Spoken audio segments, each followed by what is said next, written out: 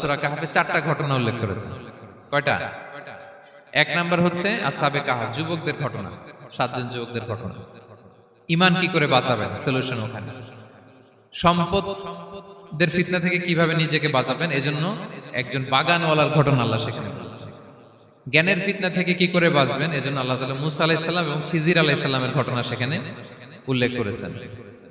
আর ক্ষমতার ফিতনা থেকে কি করে বাঁচবেন এটা বোঝানোর জন্য আল্লাহ তাআলা যুলকারনাইনের ঘটনা উল্লেখ করেছেন। 4টা ফিতনা থেকে বাঁচার জন্য কয়টা ঘটনা? 4টা ঘটনা। আমরা তাহলে একটা একটা করে ঘটনা শুনি, আমরা একটু উদ্ধার করার চেষ্টা করি যে কি কি সলিউশন আল্লাহ তাআলা আমাদের বাতলে দিলেন। এক নম্বর হচ্ছে আসহাবে কাহফের ঘটনা। এটা 250 খ্রিস্টাব্দের সময়কালে রোমান সাম্রাজ্যের একজন বাদশা ছিল, নাম দাকিয়ানুস। প্রতাপশালী বাদশা, পৌত্তলিক, মূর্তির পূজা করে।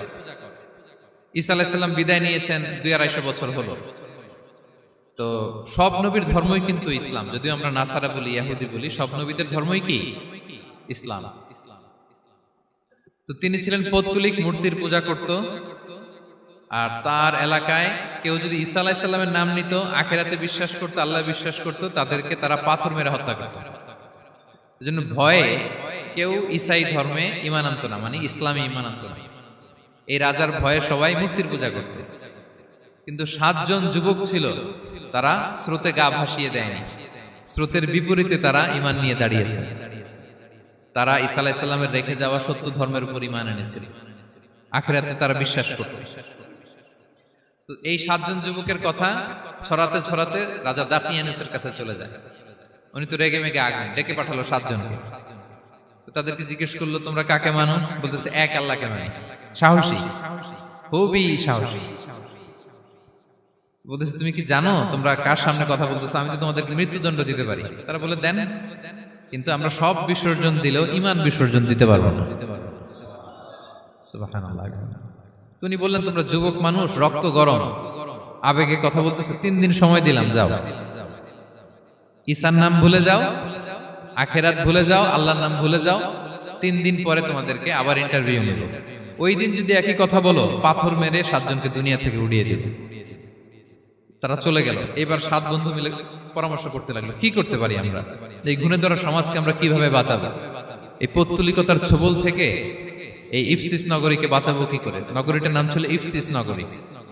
বর্তমানে এটা তুরস্কের ইজমির শহরে অবস্থিত। এখনো জায়গাটা প্রত্নতাত্ত্বিকদের ওই ইয়েতে এটা সংরক্ষিত, এখনো টুরিস্টরা যায়।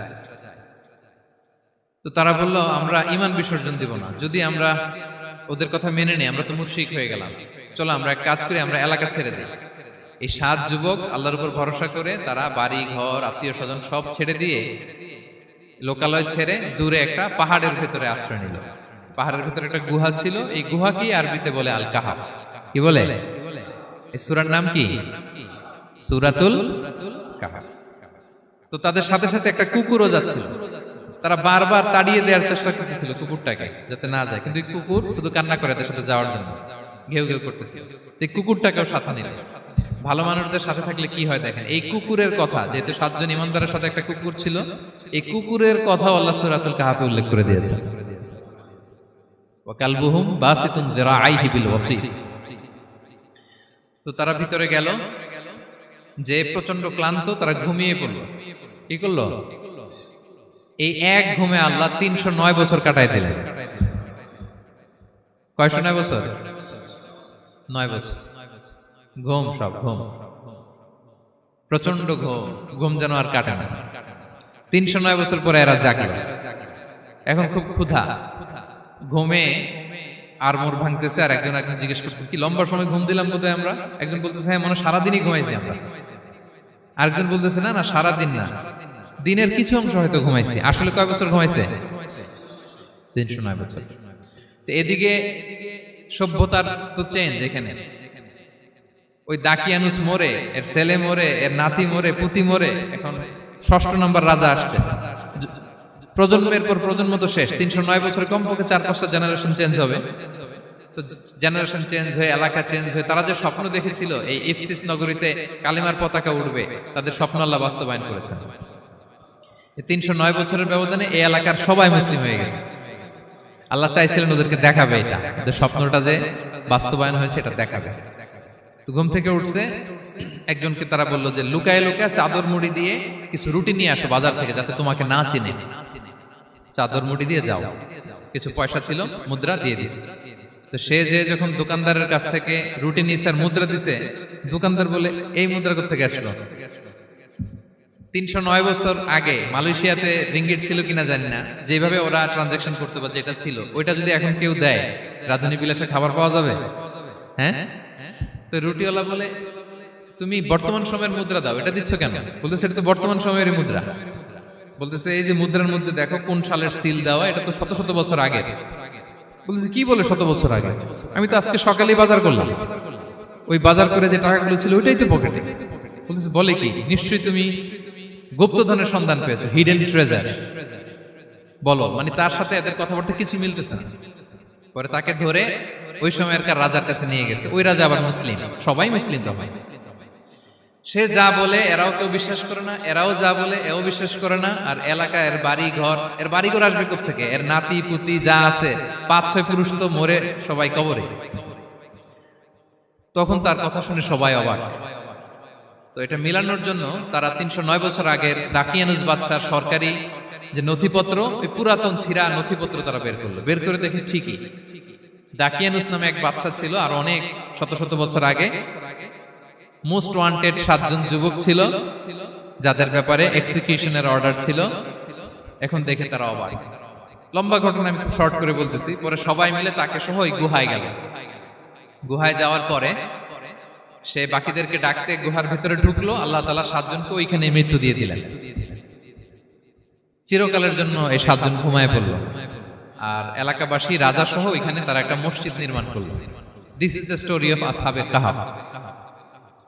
তো এলাকাবাসী যদিও মুসলিম হয়েছিল, কিন্তু আখিরাতের ব্যাপারে তাদের একটা সন্দেহ ছিল যে আসলে মানুষ মরার পরে কি আবার জীবিত হবে?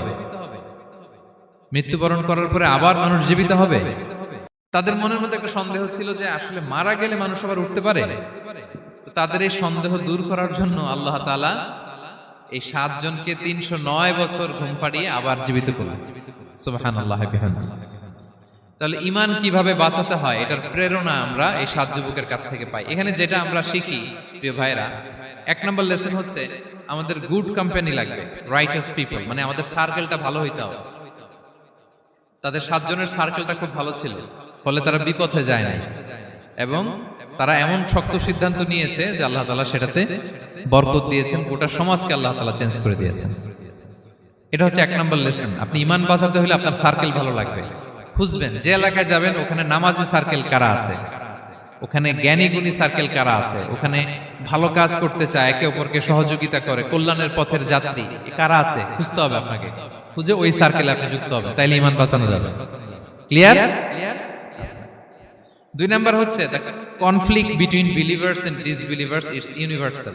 সত্য মিথ্যার লড়াই, এটা চিরন্তন, আজীবন থাকবে। এটা ওনাদেরও ছিল, এখনো আমাদের লড়াই করে যেতে হচ্ছে, আমাদের ভবিষ্যৎ প্রজন্মও করবে। এই লড়াইটা আমরা করে যেতে চাই। কি বলেন? হ্যাঁ, থামা যাবে না? আমরা থামতে আসি নাই, আমরা এই লড়াইটা করে যাব। আমরা সত্যের কথা বলেই যাব ইনশাআল্লাহ। বলেন। 3 নাম্বার হচ্ছে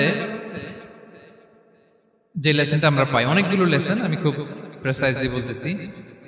যুবকরা চাইলে একটা সমাজকে পাল্টে দিতে পারে। এই পৃথিবীতে যত বড় বড় বিপ্লব হয়েছে এগুলো যুবকরা এনেছে। তারা হচ্ছে সভ্যতা গড়ার কারিগর। আসহাবে কাহাফ আমাদের এই সময়ের নওজওয়ানদের জন্য প্রেরণা। তারা আমাদের জন্য প্রেরণার বাতিঘর। তারা যেমনি ঈমানকে রক্ষা করেছে, আমাদের যুবকরা চাইলেও তাদের ঈমানি চেতনাতে স্পিরিট দিয়ে সমাজটাকে পাল্টে দিতে পারে। কি বলেন? এখানে বেশিরভাগই তো যুবক। হ্যাঁ, গুড সার্কেলে থাকবেন তো আপনারা? সত্যের পক্ষে সবাই থাকবেন তো? আল্লাহ তাআলা কবুল করুন। আচ্ছা, এবার 2 নাম্বার ছিল সম্পদের ফিতনা, কিভাবে বাঁচবেন।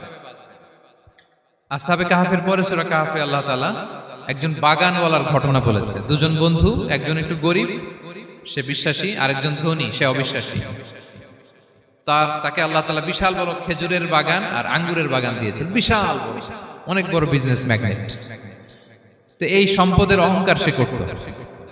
সে প্রায় তার গরিব বন্ধুকে বলতো যে তোর চেয়ে আমার সম্পদও বেশি, সন্তানও বেশি, জনবল বেশি, লোকবল বেশি, অর্থবল বেশি, সব বেশি।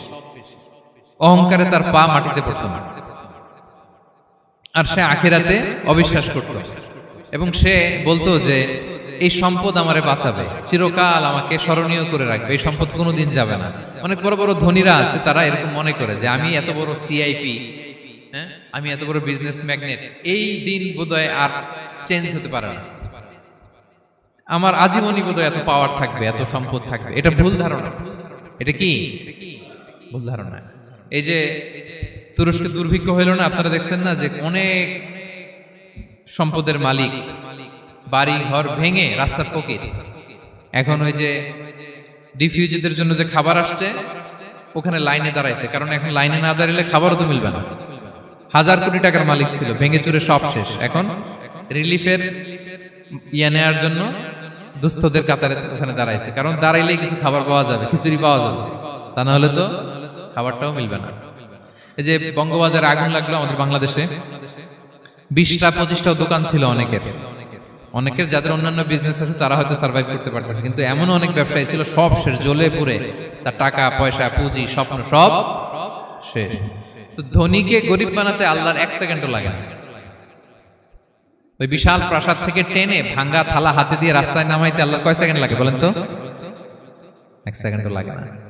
সো এই লেসনটা কিন্তু আমাদের নিতে হবে। এবং ওই ব্যক্তির নসিবে তাই ঘটেছিল। সে যখন অহংকার করতেছিল, আল্লাহ তাআলা আকাশ থেকে হুসবান একটা আগুন পাঠালেন। ওই আগুন এসে তার আঙ্গুরের বাগান, তার খেজুরের বাগান, বিশাল মাইলকে মাইল এই বাগান জ্বালিয়ে পুরো মুহূর্তের মধ্যে সারখার করে, এবং মুহূর্তের মধ্যে সে পথের ভিখারি, ফকির। এই ঘটনাটা এনে আল্লাহ তাআলা সম্পদশালীদেরকে রিমাইন্ডার দিলেন যে এই সম্পদের ফিতনায় তোমরা পড়ে যেও না। আমরা সম্পদশালী হলে বাস্তবতা অনেক সময় ভুলে যাই। সূরাতুল হুমাযাতে আল্লাহ তাআলা বলেন, ইয়াহসাবু আন্না মালাহু আখলাদা। সম্পদশালীরা মনে করে এই সম্পদ আমাকে চিরকাল বাঁচিয়ে রাখবে, চিরকাল বোধহয় এই সম্পদ আমার হাতে থাকবে। না, এটা হাতের ময়লা, আজ আছে কাল নাই, যে কোনো সময় চলে যেতে পারে। এটা হচ্ছে ম্যাটেরিয়ালিস্টিক আউটলুক, বস্তুবাদী চিন্তা থেকে এই আমাদের ধনী ভাইদের এই সমস্যাটা হয়। ভোগবাদী চিন্তার প্রভাব আর কি। সম্পদ যখন হাতে থাকে ধরাকে সরাজ্ঞান করে, মনে করে যে সবই আমার কন্ট্রোলে। না, আপনারে ওই গরিবের কাতারে আনতে, ওই রিলিফের সম্পদ নেয়ার জন্য ওই লাইনে দাঁড় করাইতে আল্লাহর 1 সেকেন্ডও লাগে না। এটা খেয়াল রাখতে হবে। আমরা যখন প্রাইভেট কারে চড়ি, মাঝে মাঝে অনেকে এসে হাত পাতে, এদেরকে ছোট করা যাবে না। গল্পটা আল্লাহ ভিন্ন করতে আল্লাহর 1 সেকেন্ডও লাগে না। ওইদিকে আমি দাঁড়ায় হাত পাততাম আর উনি প্রাইভেট কারে বসে থাকতো। আল্লাহ চাইলে এরকম করতে পারতেন না? পারতেন। তো এখান থেকে আমাদের জন্য শিক্ষা হচ্ছে, সম্পদ এটা ক্ষণস্থায়ী, আজ আছে কাল নাই। এটা ক্ষণস্থায়ী, এটাকে এভারলাস্টিং মনে করা যাবে না। এভারলাস্টিং হচ্ছে আখিরাত। ওয়ালাল আখিরাতু খায়রুল লাকা মিনাল উলা। আখিরাত তোমার জন্য দুনিয়ার চেয়ে শ্রেষ্ঠ। এবং আল্লাহ তাআলা দৃষ্টান্ত একটা দিয়েছেন যে দুনিয়ার জীবনটা হচ্ছে কামা, ওই পানির মতো, যেটা আনজালনাহু মিনাস সামা, আকাশ থেকে নাজিল করেছি। ওই পানি ক্ষেতের মধ্যে পড়ে ফসল, ফুল ফসল হয়েছে। এরপরে যখন ফসল কাটা হয়, ওই ক্ষেত খামার এগুলো তৃণলতা হয়ে যায়, ভুসির মতো হয়ে যায়। তখন বাতাসের ঝাপটায় একবার এদিকে যায়, একবার ওদিকে যায়। অনেক লম্বা উপমা, আমি সংক্ষেপে বললাম। তো শেষ আউটপুটটা হচ্ছে এটা, সম্পদ এটা মুহূর্তেই চলে যেতে পারে। সম্পদ উপার্জন জায়েজ আছে, মুসলিমরা সম্পদ উপার্জন করতে পারবে, কোনো অসুবিধা নাই। আপনি যদি ধনী হন এটা ভালো, ফলে আপনি যাকাত দিতে পারবেন, অসহায় দুস্থদের সহায়তা করতে পারবেন, কন্ট্রিবিউট করতে পারবেন। আপনি সম্পদ হাতের মুঠোয় নেবেন, কন্ট্রোল করবেন, কিন্তু এই দিকে স্থান দিবেন না, দ্যাটস ইট, তাহলেই হবে। আমরা সম্পদ কি করতে পারবো? উপার্জন করতে পারবো, কিন্তু হৃদয়ে স্থান দিতে পারবো না। হৃদয়ে স্থান থাকবে আখিরাতে। এই মাইন্ডসেট যদি আপনি গড়ে তোলেন, তাহলে সম্পদের ফিতনা আপনি কখনো পড়বেন না। এই পয়েন্টটা কি ক্লিয়ার সবার? ক্লিয়ার। 3 নাম্বার ফিতনা ছিল কিসের ফিতনা দেখি কে বলতে পারে? প্রথমটা হচ্ছে বিশ্বাস বা ঈমানের ফিতনা, 2 নাম্বার হচ্ছে সম্পদের ফিতনা, 3 নাম্বার জ্ঞানের ফিতনা। জ্ঞানেরও কিন্তু ইলমেরও একটা গরম আছে, যার ইলম আছে তার মধ্যে এই সমস্যাটা কাজ করে। সেটার জন্য আল্লাহ তাআলা মুসা আলাইহিস সালাম, খিজির আলাইহিস সালামের ঘটনা বলেন। আমি খুব সংক্ষেপে বলবো, সময় কম। মুসা আলাইহিস সালাম হচ্ছে বনি ইসরাইলের নবী, আর খিজির আলাইহিস সালাম কেউ বলেছেন নবী, কেউ বলেছেন আল্লাহর ওলি। আসলে আরবিতে ওনার নাম খদির, আমরা বাংলায় বলি খিজির। খদির মানে সবুজ। উনি যে কোনো জায়গায় বসলে ওখানে মরা গাছ, লতা পাতা এগুলো সবুজ হয়ে যেত। অনুর্বর এলাকার উপর দিয়ে হেঁটে গেলে ওটা উর্বর হয়ে যেত। তো মুসা আলাইহিস সালাম একবার ওয়াজ করতেছেন এইভাবে বনি ইসরাইলের সামনে। খুতবা দিচ্ছেন, হঠাৎ এক লোক দাঁড়ায় বলে, ইয়া নবী আল্লাহ, মান আ'লামু ফিল আরদ, বর্তমান পৃথিবীতে সবচেয়ে জ্ঞানী কে? মুসা আলাইহিস সালাম বললেন, ফাকালা আনা, আমি। কি বললেন? উনি আসলে ভুল কিছু বলেন নাই, কারণ প্রত্যেক জামানার নবীকেই আল্লাহ তাআলা সবচেয়ে বেশি জ্ঞান দিয়ে পাঠান, কারণ তার কাছে ওহীর জ্ঞান আসে, অদৃশ্যের খবর আসে, ইলমুল গায়ব আসে। কিন্তু এই উত্তরটা আল্লাহ তাআলার পছন্দ হয় না। আল্লাহ তাআলা চাচ্ছিলেন মুসা যদি বলতো আল্লাহ তাআলাই জানে কে জ্ঞানী বা আল্লাহই সবচেয়ে জ্ঞানী, এরকম হলে ভালো হতো। কিন্তু মুসা আলাইহিস সালাম কি বলছে? আমি। একজন প্রশ্ন করলো, সবচেয়ে বড় জ্ঞানী কে? উনি কি বললেন? আমি। এই যে আমি এটাতে ঝামেলা আছে। আমি বড়, আমি জানি, আমি সব, দিস ইজ প্রবলেমেটিক। আল্লাহ এটা পছন্দ করলেন না।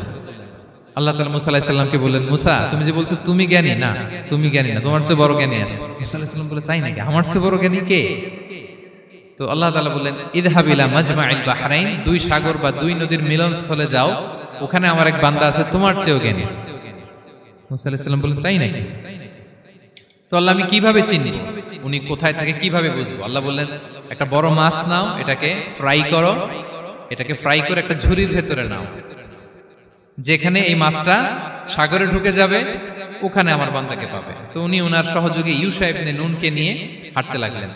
হাঁটতে হাঁটতে এক জায়গায় ক্লান্ত হয়ে পাথরের পাশে বিশ্রাম নিলেন। ওই পাথর থেকে আবার এক ধরনের পানি বের হয়, এই পানিটারে বলে আবে হায়াতের পানি, মা উল হায়াত, জীবন নদীর পানি। এই পানি কোনো মৃত প্রাণী বা বস্তুর গায়ে লাগলে ওটা জীবিত হয়ে যায়। তো ওনারা পাথরে হেলান দিয়ে বিশ্রাম নিচ্ছিলেন, ওই পানি ওই ফ্রাই করা মাছের গায়ে লাগার সাথে সাথে মাছ জীবিত হয়ে ঝুড়ি থেকে বের হয়ে সাগরে ঢুকে গেছে। ওনারা আর খেয়াল করেন না। এরপর আবার হাঁটতে লাগলেন। হাঁটতে হাঁটতে যখন ক্লান্ত শ্রান্ত, তখন বলে, এই ইউশা, আমাদের ওই মাছ ফ্রাই মাছটা দাও, এখন খাই। ঝুড়ি খুলে দেখে মাছ নাই। মাছ গেল কোথায়? তখন ইউশা বলল, হয়তো আমরা যে পাথরের ওখানে বিশ্রাম নিয়েছিলাম ওখানে আমরা মিস, ওখানে হারাই ফেলছি। চলো চলো, আরে ওইদিকে তো যাইতে হবে আমাদের। উনি গেলেন, যে দেখে মাছ যে জীবিত হয়ে বালুর দিকে নাড়াচাড়া করতে করতে সাগরে ঢুকে গেছে, ওখানে দাগ আছে। মুসা আলাইহিস সালাম ঢুকলেন সুরঙ্গ, ঢুকে দেখে চাদর গায়ে দিয়ে এক লোক শুয়ে আছে। সালাম দিলেন, আসসালামু আলাইকুম। ওই লোক চাদর আর সরায় না, ভিতর থেকে বলতেছে, ওয়ালাইকুম আসসালাম। তো চাদরের ভিতর থেকে উনি বলে, মান আন, তুমি কে? মুসা আলাইহিস সালাম বললেন, আনা মুসা, আমি মুসা। উনি বলেন, মুসা বনি ইসরাইল, বনি ইসরাইলের মুসা? বললেন, হ্যাঁ। কেন এসেছো? এবার চাদর খুললেন, বলতেছে, আপনার কাছ থেকে কিছু শিখতে আসছি। আল্লাহ বলছে, আপনি নাকি সবচেয়ে বড় জ্ঞানী।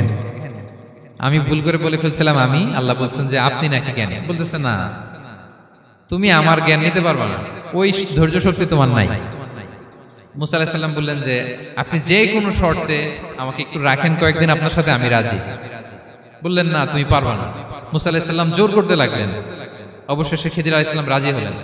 বললেন, শর্ত হচ্ছে আমি যাই করি আর না করি আমাকে কোনো প্রশ্ন করা যাবে না। মুসা আলাইহিস সালাম বললেন, ওকে। সফর শুরু হলো। সামনে নদী, এক লোক তাদের নৌকা দিয়ে নদী পার করাই দিল। নদী পারাপারের পর খিজির আলাইহিস সালাম লাঠি দিয়ে নৌকার তলাটা ছিদ্র করে দিলেন। মুসা আলাইহিস সালাম বললেন, ইন্না লিল্লাহি, এটা আপনি কি করলেন? ওরা আমাদেরকে নদী পার করে দিল, আর যে ভাড়াটা আসছিল এটাও নিল না, আমাদেরকে সম্মান দেখালো, আপনি নৌকা ছিদ্র করে দিলেন। খিজির আলাইহিস সালাম বলছে, এই যে আমি বলছিলাম না তুমি ধৈর্য ধারণ করতে পারবে না, যাও, তোমার রাস্তায় তুমি, আমার রাস্তায় আমি। মুসা আলাইহিস সালাম আবার ক্ষমা চাচ্ছেন যে, আপনি আমার ক্ষমা করেন, আমি তো ভুলে গেছি, আর প্রশ্ন করবেন না। চলতে লাগলেন। হঠাৎ বাচ্চারা খেলতেছে, এক বাচ্চাকে ধরে হত্যা করলেন খিজির আলাইহিস সালাম। এবার তো মুসা আলাইহিস সালাম রেগে গেছে, আপনি করলেনটা কি? নিষ্পাপ ফুলের মতো শিশুকে হত্যা করলেন। খিজির আলাইহিস সালাম বলে, এই যে আমি জানতাম যে তুমি ধৈর্য ধারণ করতে পারবে না, তোমার রাস্তা এক, আমার রাস্তা এক, যাও। এবার মুসা আলাইহিস সালাম করজোর করতেছে যে, this is the last chance, একটা ফাইনাল চান্স দেন, একটা সুযোগ দেন, আর আমি প্রশ্ন করব না, এটাই লাস্ট। বলেন, ওকে, ঠিক আছে। হাঁটতে হাঁটতে এক ইহুদি বসতির সামনে যে হাজির, দুজনই খুব ক্ষুধার্ত, খাবার চাইলো, এরা আবার কৃপণ, খাবার দিল না। তো খিজির আলাইহিস সালাম বললেন, ঠিক আছে, খাবার যেতে দিচ্ছেন, আমরা চলে যাই। যাওয়ার পথে দেখতেছে এই এলাকার একটা দেয়াল ভেঙে পড়ে যাবে। তিনি বললেন, মুসা চলো এটা ঠিক করে দেই। দুইজন মিলে প্রচন্ড ক্ষুধায় এটা সেটা এনে দেয়ালটা তৈরি করতেছে। মুসা আলাইহিস সালাম তো এমনিই রাগী, পেটে আবার ক্ষুধা, আবার বলছে কিছু বলাও যাবে না। তিনি এবার আর প্রশ্ন করেন, বলতেছে, ওরা এত কিপটামি করলো আর আপনি এটা করে দিলেন, আপনি তো চাইলে এটা টাকা নিতে পারতেন, পারিশ্রমিক নিতে পারতেন চাইলে। এই কথা বলার পর খিজির আলাইহিস সালাম বললেন, হাযা ফিরাকু বাইনি ওয়া বাইনি, এখানেই তোমার আর আমার সেপারেশন, আর সামনে আগানো যাবে না, তোমার কোনো ধৈর্যই নাই। তো এতটুকু তোমাকে আমি বলি যে আমি একটাও আল্লাহর আদেশ ছাড়া করি নাই, আল্লাহর আদেশে আমি করেছি। কি? এক নম্বর হচ্ছে ওই যে আমাদের ভাড়া নিতে চাইলো না, আমাদেরকে পার করে দিল, নৌকাটা ছিদ্র করেছি কারণ এই এলাকায় একজন জালিম বাদশা আছে, সে নৌকা পেলেই গরিব মাঝিদের নৌকা সিজ করে নিয়ে যায়। তো এটাকে যখন তলায় ছিদ্র করে দিছি, এই রাজার লোকেরা এসে দেখবে যে এটা তলা ছিদ্র, তো পানি ঢুকতেছে, এটা আর নিবে না। ওরা পরে সামহাও এটা রিপেয়ার করে চালাইতে পারবে। মুসা আলাইহিস সালাম বলে সুবহানাল্লাহ, তাই তো, এটা তো আমি বুঝতে পারি নাই। আর ওই ছোট শিশুটাকে হত্যা করছি, ও অনেক বড় জালিম হবে এলাকা, তার ফিতনায় এলাকাবাসী তটস্থ থাকবে, সে তার মা বাবাকেও জাহান্নামে নেবে। এজন্য আল্লাহ তাআলা আদেশ দিয়েছেন আমাকে, আল্লাহর আদেশে আমি তাকে হত্যা করেছি। মুসা আলাইহিস সালাম বললেন তাই তো, এটা তো অনেক ভালো কাজ করছেন। তাইলে তো বলতেছে তাহলে ওইটা বলেন, খাবারও দিল না, এত কৃপণ, এদের দেয়াল কেন ঠিক করতে গেলেন আপনি? তখন তিনি বললেন যে আসলে এটা একটা ইয়াতিমদের ঘর ছিল, দুইটা ইয়াতিম শিশু, তাদের বাবা মা খুব ভালো ছিল, আর এই দেয়ালের নিচে আছে গুপ্তধন, এই দেয়ালটা পড়ে যাবে, এই গুপ্তধন তারা ছোট মানুষ নিতে পারবে না, এলাকাবাসী তাদেরকে বঞ্চিত করে নিয়ে যাবে। আমি দেয়াল গড়ে দিলাম যাতে করে তারা যখন প্রাপ্তবয়স্ক হয় নিজেদের সম্পদ নিজেরা বুঝে নিতে পারে। সুবহানাল্লাহ ওয়া বিহামদিহি। মুসা আলাইহিস সালাম বলে তাই তো, এগুলো তো আমি বুঝতে পারি নাই। তো এই ছিল খুব সংক্ষিপ্ত পরিসরে মুসা আলাইহিস সালাম খিজির আলাইহিস সালামের ঘটনা। তো রাসূল সাল্লাল্লাহু আলাইহি ওয়াসাল্লাম বুখারীতে একটা চমৎকার কথা বলেছেন, তিনি বলেছিলেন ওয়াদিদনা আন্না মুসা সাবার হাত্তা ইউকাসা আলাইনা মিন আমরিহিমা। রাসূল সাল্লাল্লাহু আলাইহি ওয়াসাল্লাম বলেছিলেন ইস, আমার ভাই মুসা যদি আরেকটু ধৈর্য ধরতো তাহলে আরো কিছু অজানা তথ্য আমরা জানতে পারতাম। এখান থেকে, এই ঘটনা থেকে আমরা কি শিখলাম? প্রথম যেটা আমরা শিখলাম, জ্ঞান নিয়ে বড়াই করতে নেই, ঠিক কিনা? জানার কোনো শেষ নেই, জাননেওয়ালার উপরও জাননেওয়ালা আছে, জ্ঞানীর উপরও জ্ঞানী আছে। আপনি কিছু জেনেই মনে করবেন না আমি সব জানি, আপনার চাইতেও বেশি জ্ঞানী অনেকে আছে। অনেক সময় বক্তার চাইতেও শ্রোতারা অনেক জ্ঞানী। হয়তো এখানে এমন অনেক জ্ঞানী লোক আছে যার ধারে কাছেও আমরা কেউ নেই, হতে পারে। সো আমি সব জানি, এটা ভুল, এটা শয়তান বলে। এটা কে বলে? শয়তান বলে। আবু নাওয়াস একটা কবিতা লিখেছেন, ওয়াকুল লিমান ইয়াদঈ ফিল ইলমি ফালসাফাতান হাবাসতা শাইআন ওয়া গাবাত আনকা আশিয়াউ। কেউ যদি বলে আমি সব জানি, তুমি তাকে বৃদ্ধাঙ্গুলি দেখিয়ে বলো আপনি কিছুই জানেন না, আপনি অল্প কিছু জেনেছেন, জানার এখনো অনেক বাকি। তাহলে মুসা আলাইহিস সালামের এই ঘটনা জিজ্ঞেস করা হলো কে জ্ঞানী, উনি বললেন আমি জ্ঞানী। এরকম কি আমরা কখনো বলবো? না। সবচাইতে বড় জ্ঞানী কে? ওয়া ফাওকা কুল্লি যী ইলমিন আলিম। সবচাইতে বড় জ্ঞানী আল্লাহ তাআলা। সো জ্ঞান নিয়ে আমরা অহংকার করব না। দুই নম্বর যে শিক্ষাটা আমরা পাই, ওই যে নৌকা দিয়ে পারাপার হচ্ছিল, তখন একটা চড়ুই পাখি এসে সাগরের মধ্যে মুখ দিয়েছিল। তো খিজির আলাইহিস সালাম বললেন মুসা, তুমি কি চড়ুই পাখিটা দেখতে পাচ্ছ? হ্যাঁ দেখতে পাচ্ছি। চড়ুই পাখিটা যে সাগরে মুখ দিলে দেখতে পাচ্ছ? হ্যাঁ দেখতে পাচ্ছি। তখন খিজির আলাইহিস সালাম বললেন চড়ুই পাখিটা সাগরে মুখ দিয়ে পানি খাওয়ার পরে চড়ুই পাখির ঠোঁটে বা চঞ্চুতে যতটুকু পানি লেগে আছে, এই পানিটা হচ্ছে তোমার, আমার এবং মহাবিশ্বের আমাদের সকলের জ্ঞান। আর এই মহাসাগরের সকল পানি হচ্ছে আল্লাহ তাআলার জ্ঞান। আল্লাহ তাআলা বলেছেন ওমা উতিতুম মিনাল ইলমি ইল্লা কালিলা। আমি তোমাদেরকে একেবারে অল্প জ্ঞান দিয়েছি, একেবারে অল্প। এই রহস্যে ঘেরা এই মহাবিশ্বের অনেক কিছু আমাদের অজানা। প্রিয় ভাইরা, আমরা অনেক কিছু জানি না, আমাদের এই লিমিটেড নলেজে এগুলো ধরে না, তারপর আমরা জ্ঞানের বড়াই করি। আপনারা উপমাটা বুঝতে পারছেন? একটা নৌকা থেকে চড়ুই পাখি ঠোঁট দিয়ে পানি খাচ্ছে, পানি খাওয়ার পরে স্বভাবতই চড়ুই পাখির ঠোঁটে একটু পানি তো লাগবে। খিজির বললেন যে এই পানিটা হচ্ছে তোমার আমার পৃথিবীর সবার জ্ঞান, আর এই সাগরের বাকি পানিগুলো কার জ্ঞান? এবার বুঝতে পারছেন আল্লাহ তাআলার জ্ঞানের পরিধি। আমরা জ্ঞান নিয়ে যেন কখনো কি না করি, বড়াই না করি। জ্ঞান দুই ধরনের, একটা বাহ্যিক জ্ঞান, একটা অন্তর্নিহিত জ্ঞান। External knowledge, internal knowledge. আমরা যখন কোরআন হাদিস পড়ি আমাদের বাহ্যিক জ্ঞান অর্জন হয়। কোরআন হাদিস পড়লে আপনি জ্ঞানী হয়ে যান। এটা কোরআন হাদিস পড়তে হয়, এটা ডাইজেস্ট করতে হয়, এটার উপর আমল করতে হয়। এই জ্ঞান অর্জন শেষে এরপরে আল্লাহর প্রিয় বান্দাদেরকে আল্লাহ অন্তরে ইলমের নূর দেন, ইলহাম দেন। That is the knowledge, that is the pure knowledge. আপনি হাফেজে কোরআন হয়ে ভাবেন না আপনি সব জানেন, আপনি বুখারী মুখস্থ করে ভাবেন না সব জানেন। এই সব জ্ঞান অর্জন করার পরে ইলমের নূর হাসিল হয়, সেটা আল্লাহ সবারে দেয় না। সো এই অন্তর্নিহিত জ্ঞান, দূরদৃষ্টি, farsightedness, that is the pure knowledge. এটার জন্য বছরের পর বছর, যুগের পর যুগ সাধনা করতে হয়। সেটার জন্য এই জ্ঞান অর্জনের জন্য তিনটা জিনিস করতে হয় ইলমের নূর অর্জনের জন্য। কয়টা? এক হচ্ছে বিনয়, দুই হচ্ছে সফর, তিন হচ্ছে সবর। আবার বলি, এক হচ্ছে বিনয়, দুই হচ্ছে সফর, তিন হচ্ছে সবর।